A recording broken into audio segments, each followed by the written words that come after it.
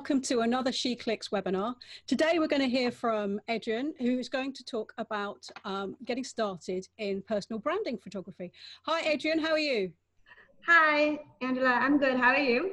Yeah, very well, thank you. Yep. Thank you for taking the time out to do a webinar for us. My pleasure, actually. It's really an honor to be here and talking to everybody on SheClicks because I've been following the group for a while. So I'm happy to see and present to everybody what I know and share my knowledge. So I'm really excited. Thank you. So over to you then. Yeah. So just to make a clarification, before I start my mini presentation for everyone, you can find me on Facebook. Angela linked me as Agent Chest, but my full actual name is Adrienne Bednarz. The reason for this is because I work for a financial institution doing anti-money laundering during my day job, and for privacy reasons, I'm just keeping my Facebook separate.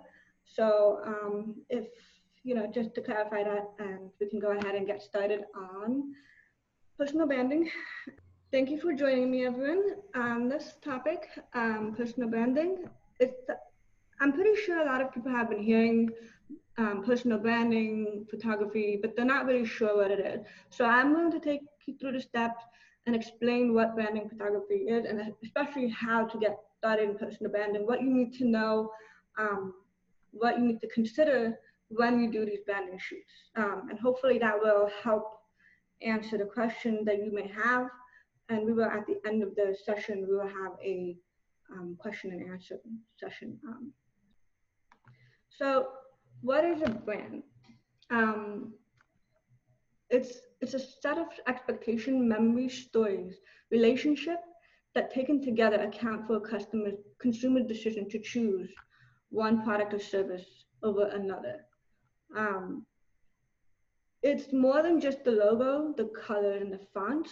Of course, that's part of what you do in a brand, but it's more than that. It's also the images, the emotions that you evoke through those images, and how you use the color, the tone, the fonts, the props, and graphics and illustrations to show who your brand is, what it does, and makes it instantly recognizable. So if you think of like the biggest brands like McDonald's, obviously the first thing that comes up is, the big yellow arches from the logo. Like you can make, you instantly recognize that is what McDonald's is. Like wherever you see their logo, you know that that's them. Wherever you see yellow and red, you know that's McDonald's. Even cities have a brand. So when you think of New York City, a lot of people think, tall buildings, World Trade Center, yellow taxis. It's just that sort of that vibe that a place gives, or a people that give in a group, which is or a business as well. So 82% of customers will trust the company, and 77% will buy from that company if the founder CEO uses social media. The reason for that is because people want a human connection. They want to see themselves reflected in the products that they buy, in the advertisement, so to speak, or the marketing for these items. They don't want a one-size-fits-all. And they will most likely buy from a company when they know that they have a CEO that uses social media to talk about that brand. For example, Elon Musk, I know this is probably a weird example, but if you look at his social media, he has more followers than his companies.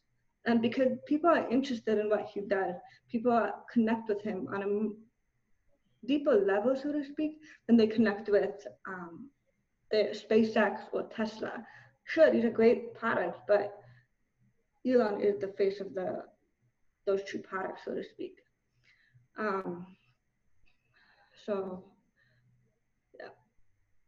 So personal branding, as opposed to just normal branding, personal branding is all about you.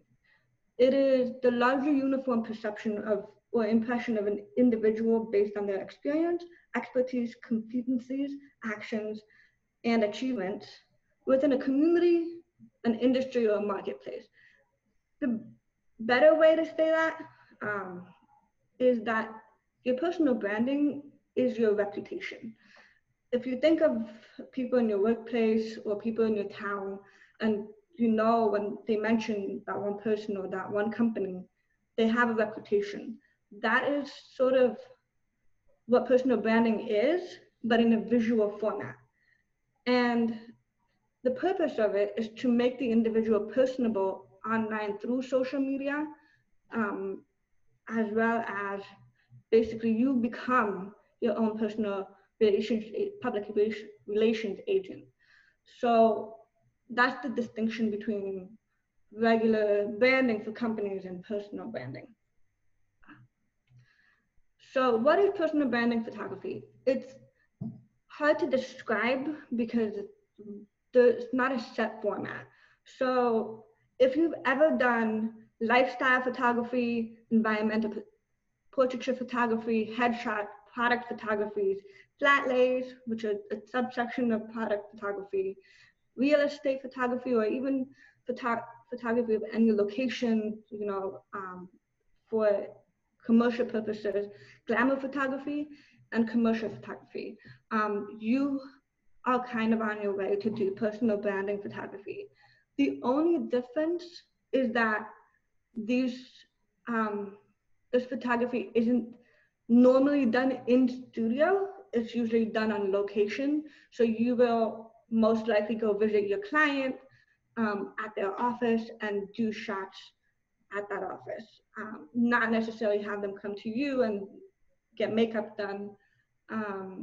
And the other difference is that you have to focus on telling a cohesive story using the branding colors, using elements of the person. So you want these images to be authentic to that person. So if they are a chef, you want to tell the story of them preparing the food,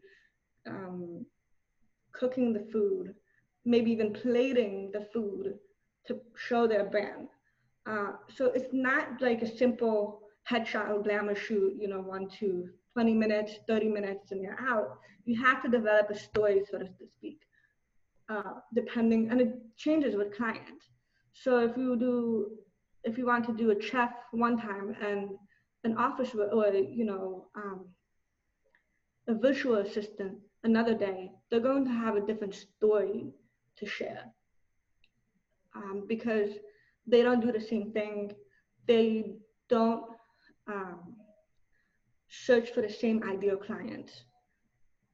For example, virtual, that's the point. The point of them is to use their images to get to the ideal client that they're looking for, that will purchase or use their services. So that's what personal branding aims to do. Hope that makes sense.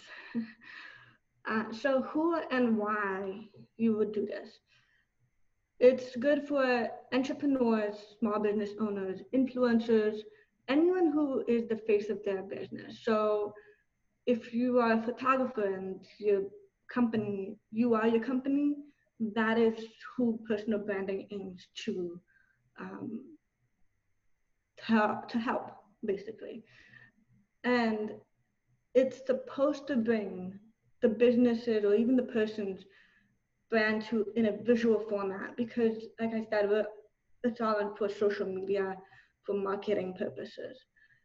So that's why it's important because they are going to use these images to market and advertise their businesses, sometimes in the same way that they normally do, putting advertisements into the local newspaper, client referrals, billboards, things like that. They need those images for that. But also, considering more and more people are flocking to the internet, to social media to find brands or even look for restaurants. Like how many times have you Googled a restaurant in a town and looked at the Yelp reviews?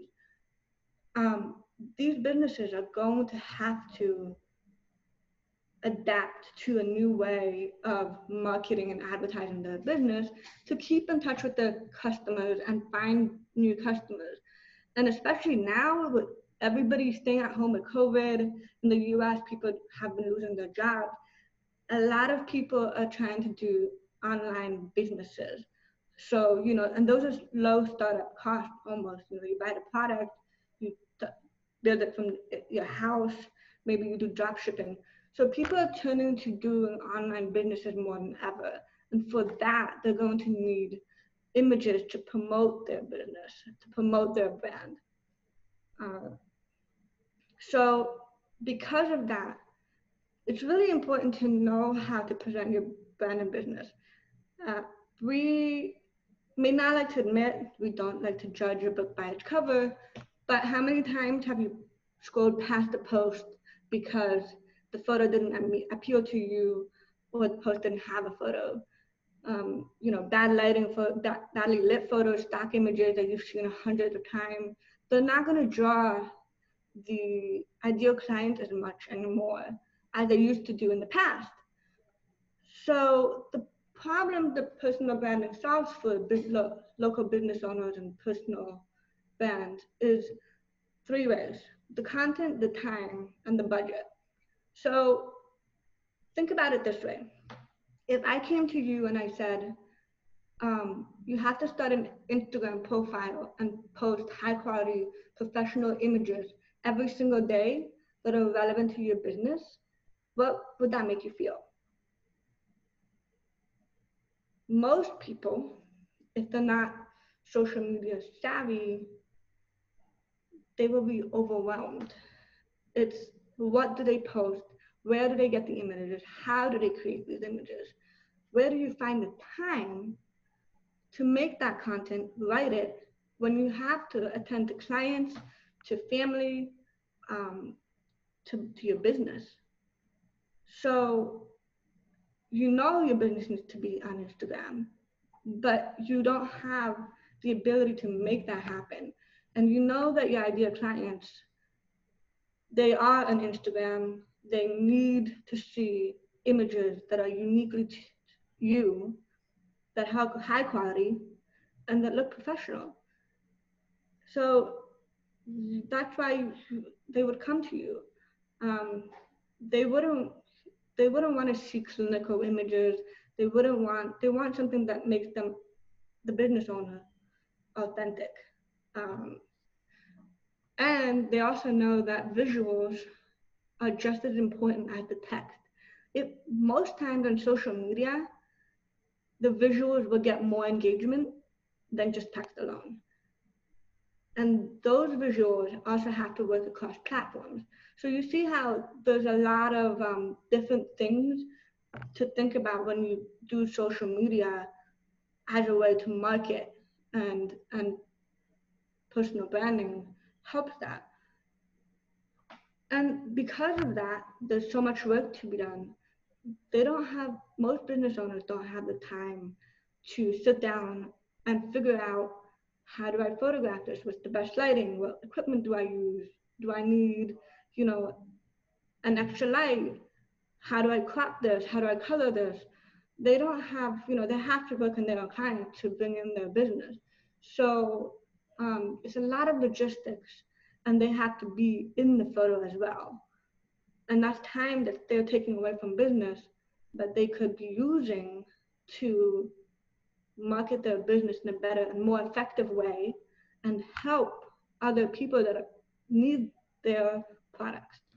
So the problem is, even though they need it, most small businesses and personal brand and entrepreneurs, they do not have budgets of your big conglomerates like Nike and McDonald's and Wendy's and all this stuff. They don't have tens and thousands of dollars, but they think that they need a lot of money, whether pounds, euros, or dollars, to spend to have these branded images. That's not necessarily true. And I will get to that towards the end when I talk about the pricing. So hold on. So what you as a photographer who's doing personal branding need to do, you need to understand your client, their needs. So you're going to have to ask them questions. What type of business do they own? Get to know the inside and out of their business. Like, what do they do every day?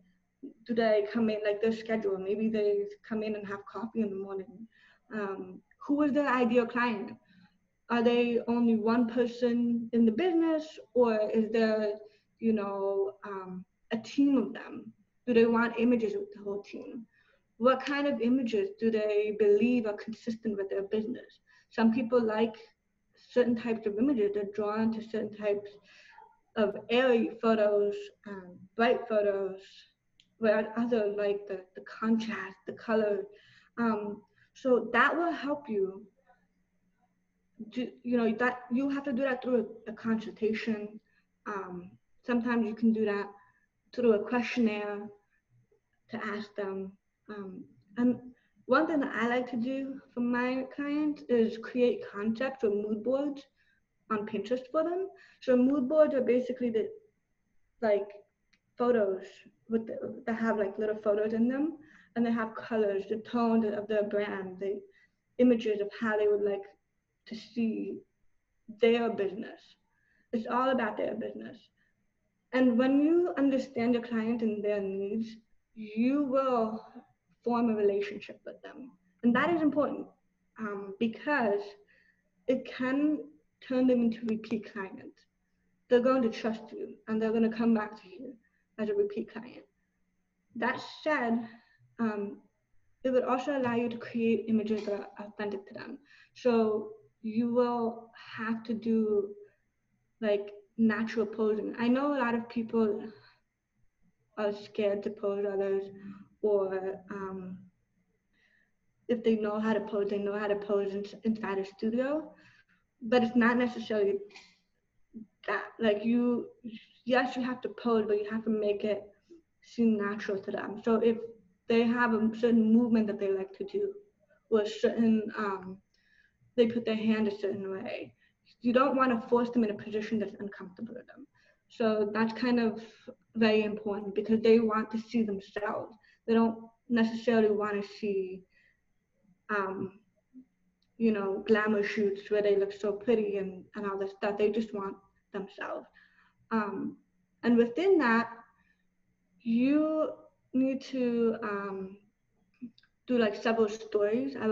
So basically, you want to talk about different things. So maybe you might, if let's say you have, like I said, with the chef, you might have them cutting a close-up of their hand, cutting the vegetables for the dinner, plating it, then putting it on the table or getting it ready for the waiters.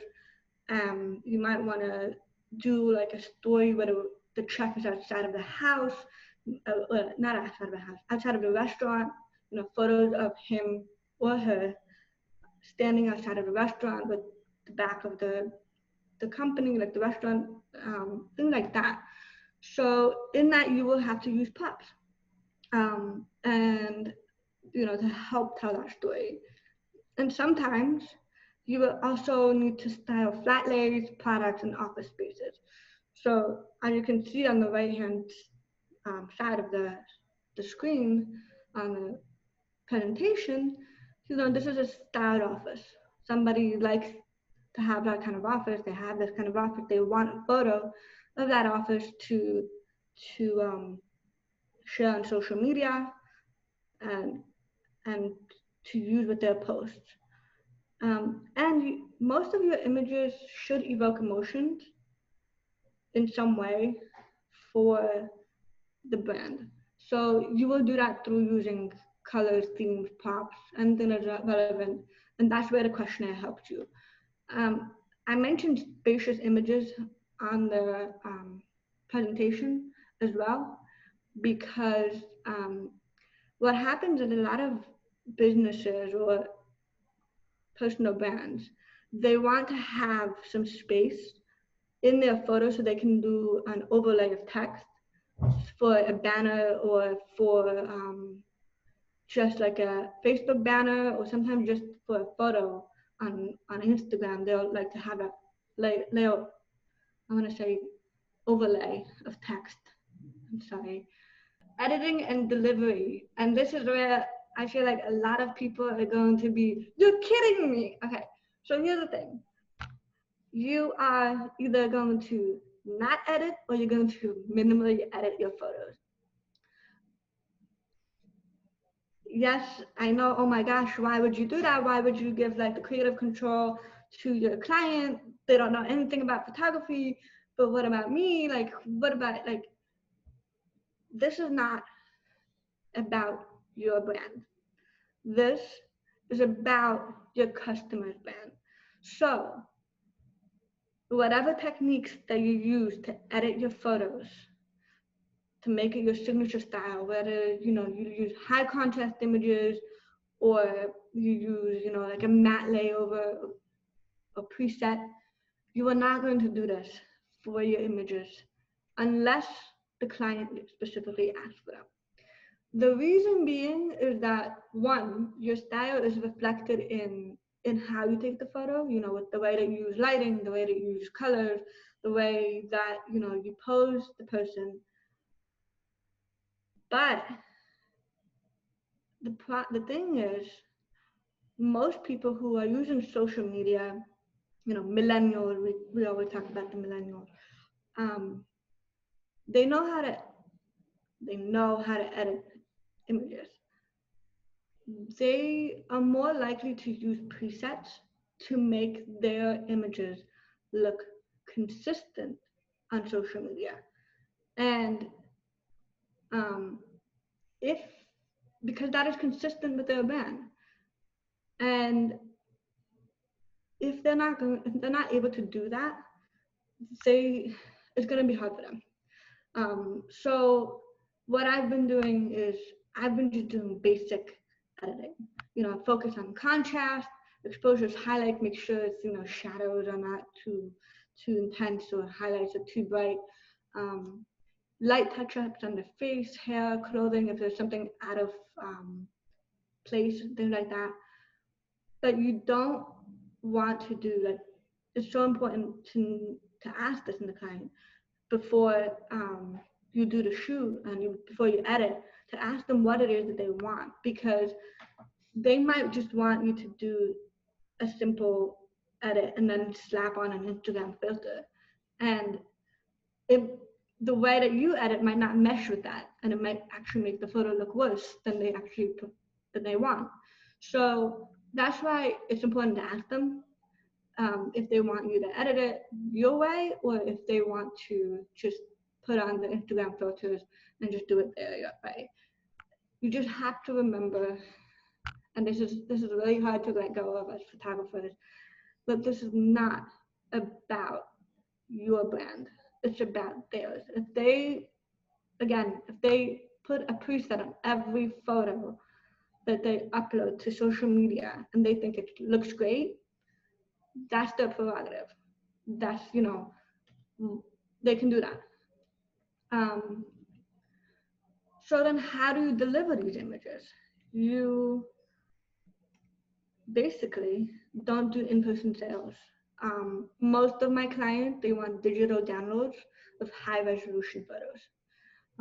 So, you know, throw it into a photo in Google Drive and send them the link. Let them download the ones they want. I do sometimes sit down with them, and because most things that I do is packages. So packages of 20, 30 photos. They have to pick the ones they want, obviously. And then those are the ones that I send them in the link. That will allow them to crop the photos, manipulate the photos so that they can use them on Instagram, Facebook, or billboards. And have text placed on top of them. You should not be putting any watermarks on these, and you also shouldn't expect them to tag you in every photo, because again, these are photos that they use. So if you have a social media that you prefer to be tagged for your photography work, to actually not get upset when they don't tag you, because they are about promoting their own brand. I hope really that, like, I know this is really hard to sometimes get over, and I've struggled with that myself. But at some point you realize that you're doing them a service and helping them get the sort of like get the word about the brand out. And that's why it has to be all about them and how they want that photo, not about how you prefer it, how you like it for your own brand. And then what did that mean for you? So that means one thing.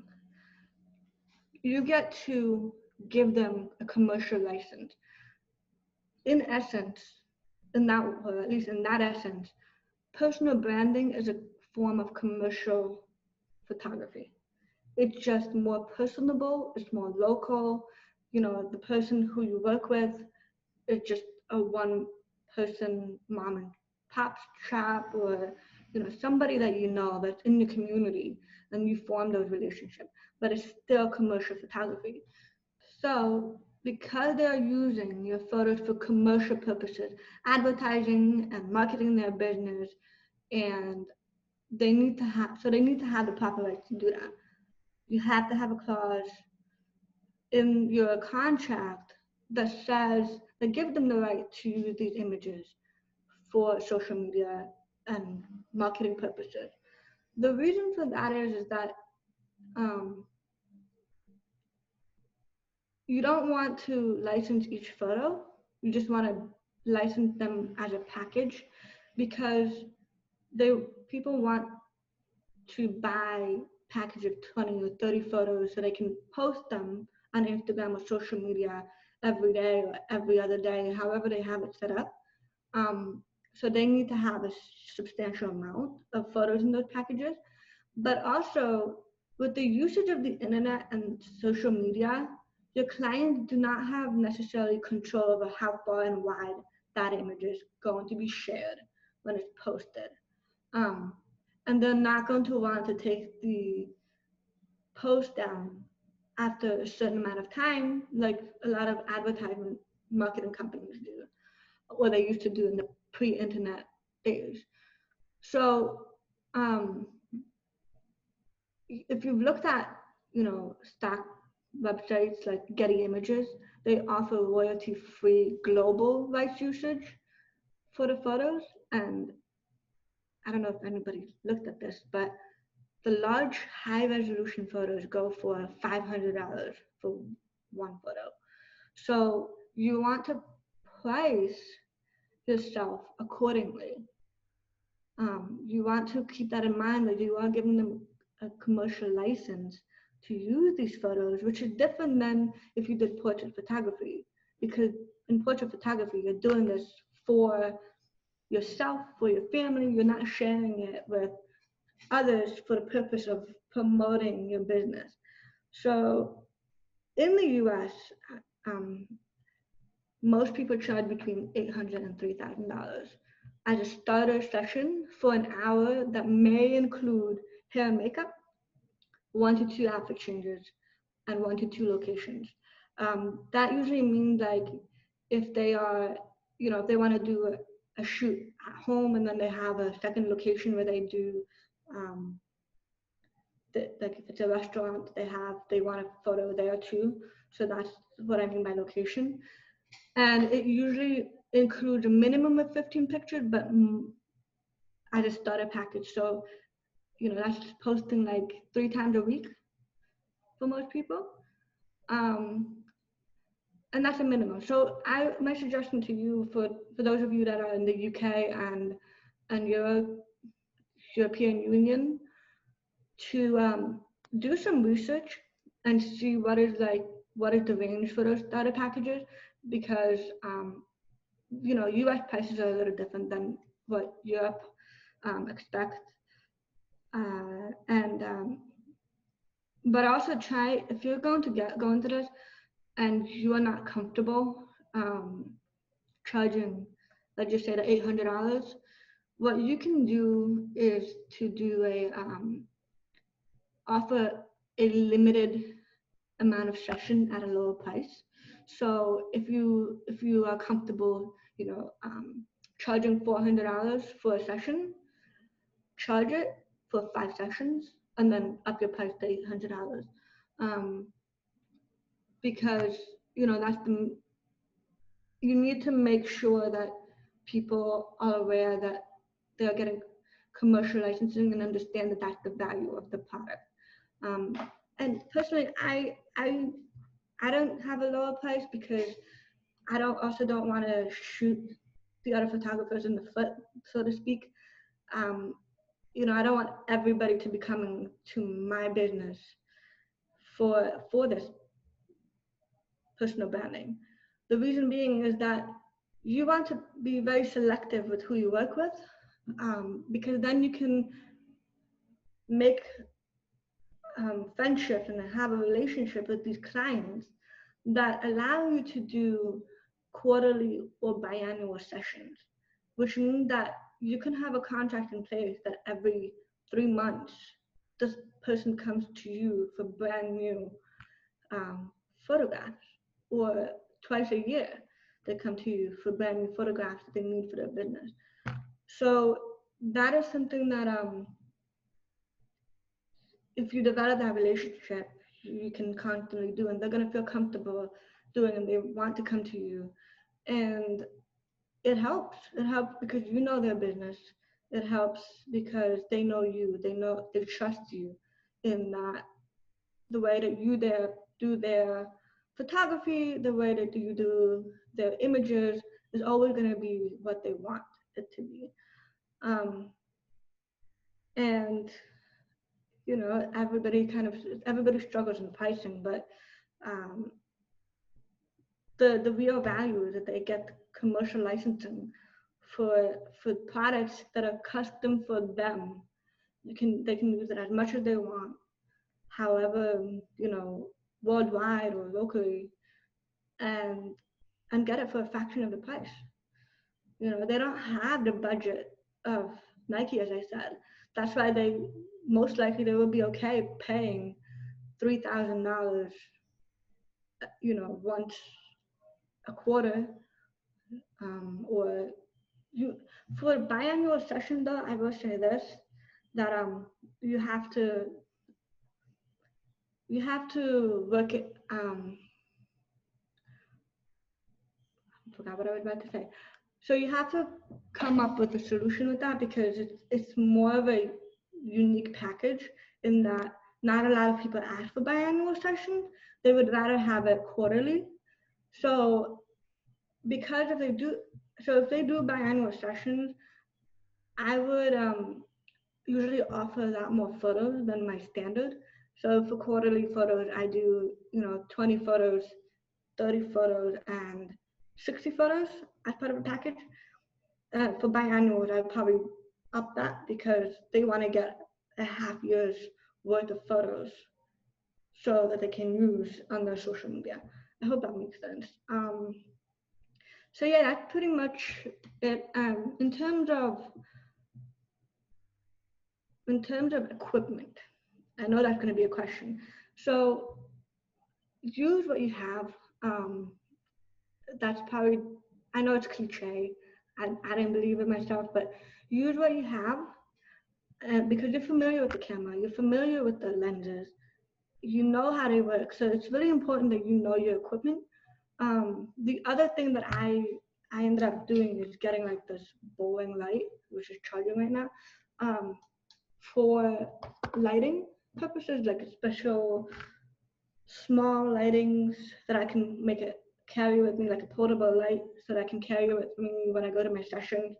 And for product shots, like the one on the presentation, that's nothing like special. It's just a shirt, or actually a sweater that I have that has a very nice texture. So if that's how you want to get started, that's totally doable with very little specialized equipment at the beginning. And then you can go on and buy more things as you need them. So that's my recommendation. That's how I got started in that.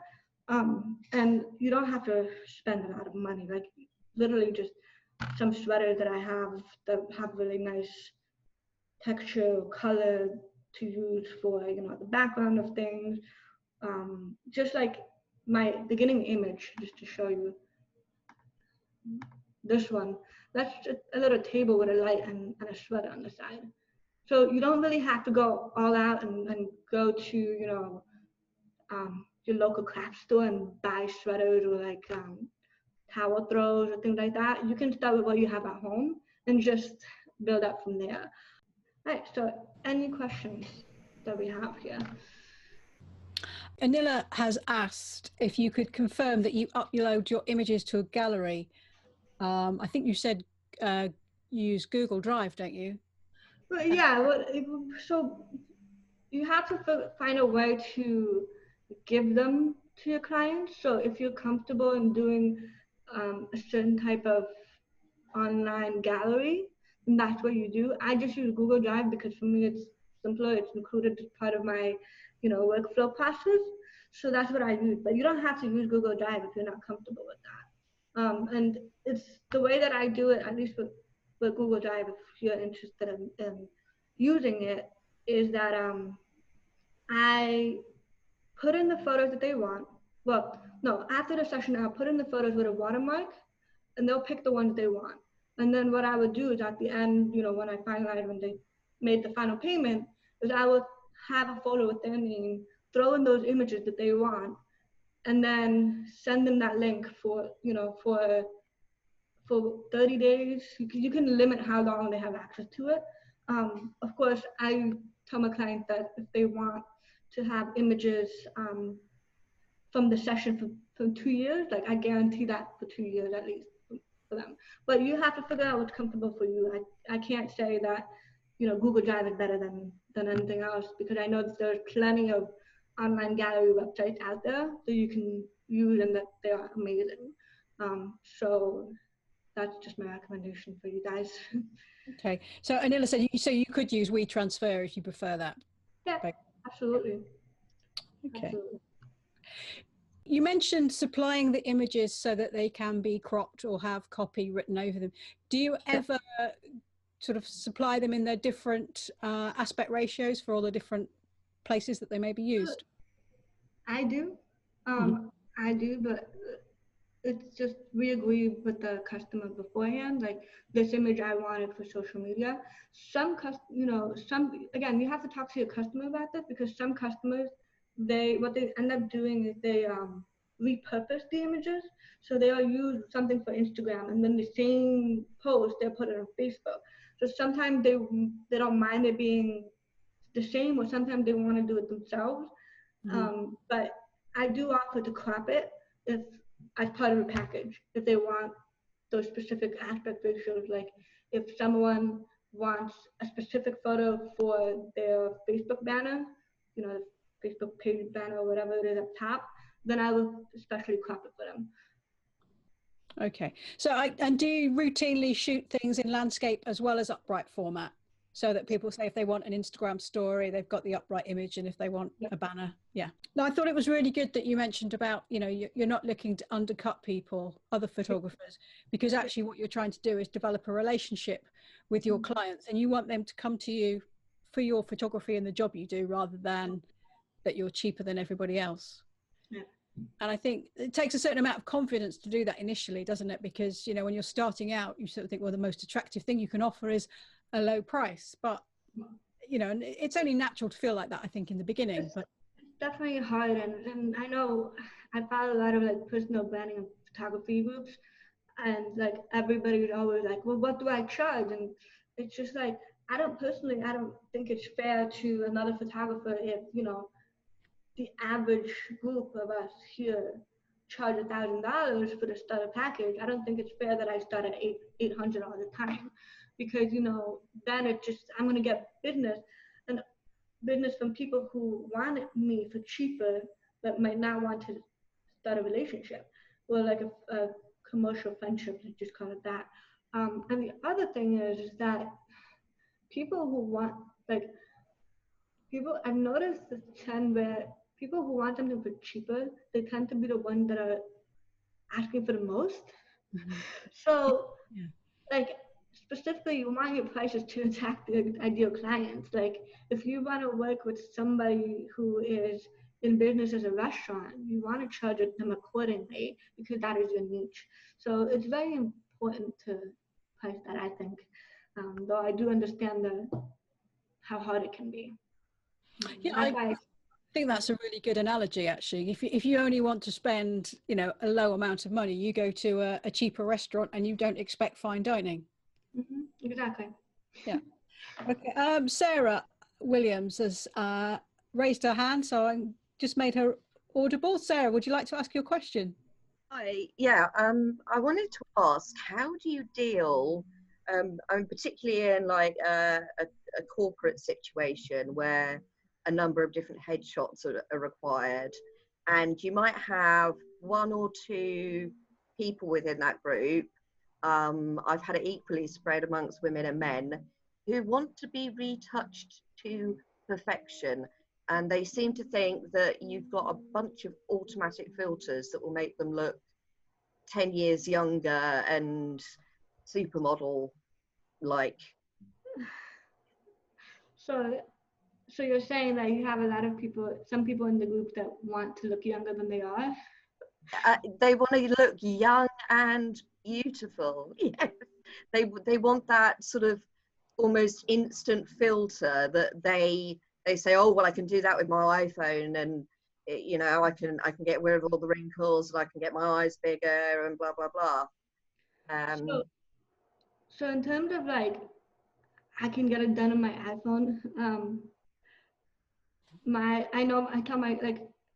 I know you can get a lot of things done on your iPhone, but the billboard, I struggle with telling clients that they can get it done on their iPhone, because it's not as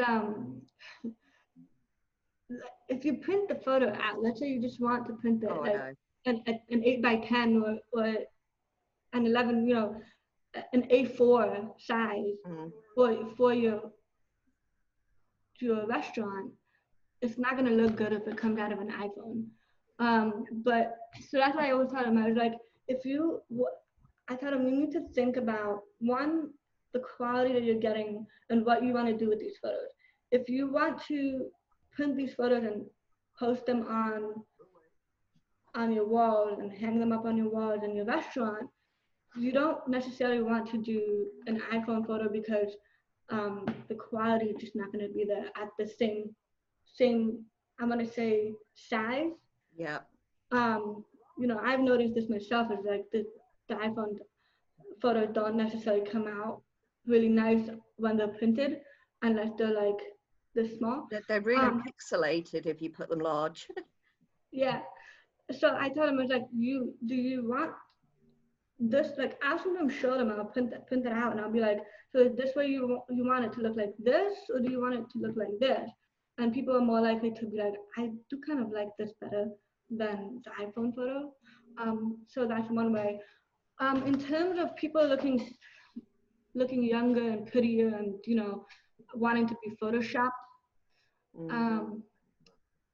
that's a really tough decision to make as a photographer and as a personal branding photographer, because you want them to be authentic in who they are. So, you know, maybe if they say, I do want to be photoshopped because I really don't like that I have an extra 70 pounds, maybe you can just slim them down a little bit, but I wouldn't go so far as,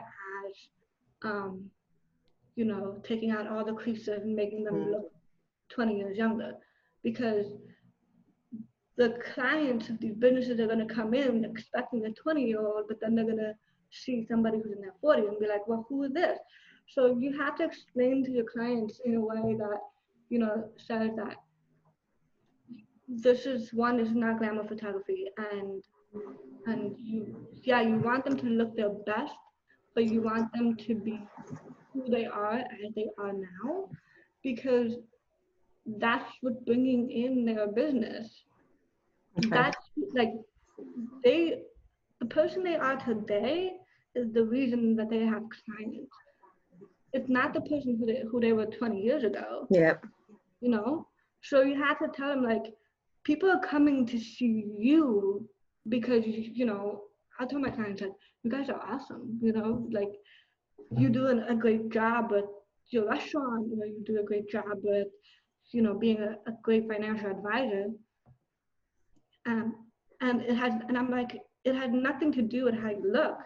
It has everything to do with your experience. So I always try to highlight that to them. But I rarely offer to edit bodies, so to speak. Just only light touch-ups, if you know. I completely agree with you.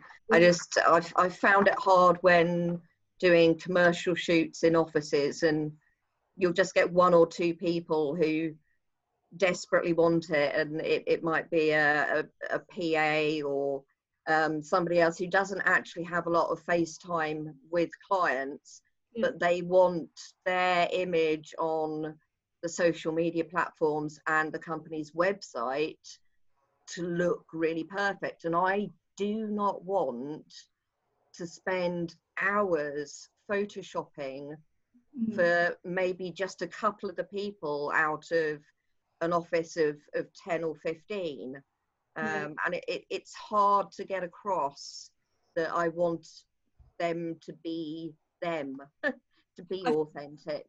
I think it's another thing here is that they're probably not the person who's paying. No, they're not, but they're so demanding. But you could say, well, that's extra time, and you'll have to speak to, you know, whoever it is, your boss or whatever, about whether they want me to spend, you know, their time or your time doing that, because there'll be an extra fee. Another also, thing, perhaps maybe using something like Portrait Pro or something like that, which allows you to do a certain amount quite quickly, might be a good option. I've not tried that one. I'll have to have a look at that. Thanks, Angela. Okay. Yeah, you might also want to just say, like, if they ask for something beyond your simple editing, to just say, hey, charge extra. Like, you say, oh, you know, to do this, it's going to take an X amount of time. So for those kind of things, like, charge an X amount of money. Yeah. And if they agree to it, for extra money. Right. So I think they would try it on with you, but they'd feel a bit more uncomfortable saying to their boss, oh, can you spend an extra whatever it is, you know, 50 quid or whatever to get the photographer to make me look better than I am in real life. Yeah, thanks for that. I just had a client who just was like, you know, I gained 70 pounds and I don't want to be in photos. And because I don't look great. And I'm like, but you know, there's, you know, that's just because you gained an extra 70 pounds or you got a couple of wrinkles, it doesn't take away from your expertise. It doesn't take away from your knowledge. And I told her, like, we can, you know, totally make you look great. Because at the end of the day, everybody's, you know, beautiful in their own way, in their own, like, soul and in their mannerism. And also, I feel like personal branding, especially, it looks to diversify, you know, to show diversity and be more inclusive than commercial branding of the past. So I know a lot of companies are like, I want to be more inclusive. I want to be, you know, show the people of different body types, people of different colors. And so when I have a client that says that, and they're like, oh yeah, but you know, I want to be inclusive. I'm like, well, to kind of sending mixed signals here, you know, you want to be inclusive, but you're kind of being mean to yourself. So you have to kind of help them build that confidence, I guess, in a way. But I agree with what Angela said also. You can explain to them that it takes more time. Yeah. Okay, thank you both. Thank you, Sarah. Right, we've got a couple more questions on the Q&A box. Jay has asked, post-COVID, do you think there'll be a need for a branding photographer still? She's concerned that businesses that have been closed for a while won't have the finances available. So I think, yeah, I think there's going to be need for personal branding and even personal branding photography, social media content creation, social media management, because even people are not, yes, they might not have as much cash available, or they might not make as much money yet, they are still going to need it when everything opens up. So even now I see people coming in and being like, I want to get my branding in order. I can't afford it yet, but I want to get my branding in order so that when I start making, when everything opens up, I want to rebrand my business. I want to, add new colors, have new images for my business so that I can go out and get that business. And it's an investment. It's an investment in their business. So yes, I think there's a lot of companies that are starting up now because of online businesses. And two, there's going to be a boom of business after COVID lockdown is over, and people are going to want to rebrand. They're going to need those images to go out and get more clients again, especially those who are closed. They're going to want to get images that are fresh and consistent and current, they're not going to want to use images from 10 months ago. So yes, they will want to invest in that. Definitely. Great. Thanks for that. Sarah has asked, how do you approach the first time to offer this service? Do you send a PDF by email, for example? And since face-to-face contact is not a possibility now, what's the best way? So right now, because of COVID, I'm going to explain this in two ways. Because of COVID, I'm not doing actual meeting face-to-face sessions because I can't. But so for that, at the moment, I have a form that's a wait list, and basically, once they fill it out, I will go back to them and set up a date, a tentative date, and so when it opens, we can confirm 100%. But secondly, I've been accepting people who need product photography done in their brand. So like I mentioned before, like there's a lot of people that need to have a product photograph that is consistent with their brand. So I've been accepting those kind of orders, and so you can still get them done. And what happens is that I will get on a chat with them, either by Messenger or Zoom. Well, I don't really use Zoom, but Google Meets. And we will have a chat and just talk to them. What do they need? Ask them the basic questions via the chat. And then once they send me the product, or we meet to just do a drop off in New York or whatever, and I pick up the products, I'll take them back to my house and I will actually shoot them at my house and then ship them back to them. So that's one way that you can still do that. In terms of approaching people for the first time, what I've done is I talk to my friends. I would say, hey, I'm starting this kind of photography. I want to do personal branding, and I would explain to them what it is, and I would tell them like, look, I want to get started. I want to build my portfolio on this. So I'm offering 5 sessions at a very discounted price, after which the price goes up. And if you know anybody who's good or would be interested in something like this, give me their contact. And I would ask them to give me their contact, or maybe even if they have a Facebook, to connect us through Facebook, and then talk to them basically, and just start the relationship and say, hey, so and so told me that you might be interested. You were looking for new content for your social media. I'm starting out in personal branding photography to get my portfolio together, and I'm offering these sessions for $500 instead of $1,000 for 5 sessions, and explain to them what you include in those sessions. So it's like an hour of shooting. I would walk you through the styling of clothing and things like that. And that you would get 20 images professionally photographed and edited, and then you would talk to them about obviously what they want to edit, and then that's how you can get started want to gain your confidence and to get started in that. Does that make sense? Does that help?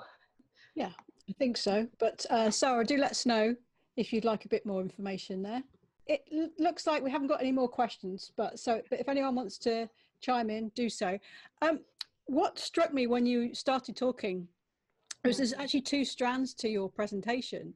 Yeah. Obviously, the sort of overarching thing is how to become a branding photographer to make money as a business. But also there's a lot of information here, I think, for photographers who are looking to present their brand.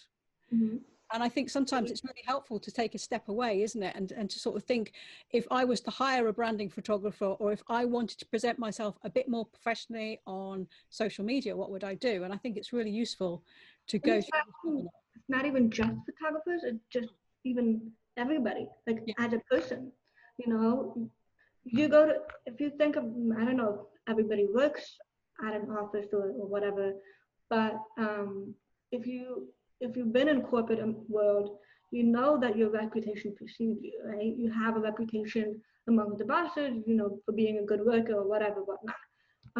So personal branding is just the visual form of that. And for anyone who has it, it's an asset too, because you can, it can help you transition careers, it can help you find jobs that you like. So it's an asset because, you know, this is kind of funny coming from me, because not only from personal branding photography, but as an anti-money laundering expert, we do a lot of research online. The stuff that you find, it can be scary, but it's also helping to explain a lot of phenomena that you see, and explain, you know, the first thing people are going to do when they look at your resume or anything is go online and check the social media. Yeah. Why not have a brand? You know, it's going to help you. Yeah. And I think, you know, for everyone, it's very easy to sort of, you know, you're sat and you think, oh, I'll just put this Instagram story up, or I'll just make this post. Yeah. Actually, sometimes it is better to wait until the next day when you've got a bit more time and make the extra effort to apply your branding, you know, and that doesn't have to mean stamp your logo all over it. It's just like you were saying, make sure that it's styled in the right way or cropped, or you use the right font for any lettering and things like that. And it's consistent. And the thing is that a lot of people think that branding is static. It's not. So if you today want to post a photo of yourself in a corporate outfit, and you know that's part of your brand every day or for whatever, and then one day you just feel like, oh, I want to talk about my my martial arts classes. There's nothing wrong with you posting that about the martial arts, as long as you have a cohesive message behind it. So there's nothing stopping you from changing your personal branding as you grow too. You know, throughout life, we kind of have a series of identities, so to speak. And so the core values that you have, they don't change, but your experiences change you. And that's kind of where personal branding comes in. They keep the core values, but it changes with you, so to speak. So people aren't looking for static. They want to see changes. They want to see, you know, people's authentic selves. So it's important. Great, thank you.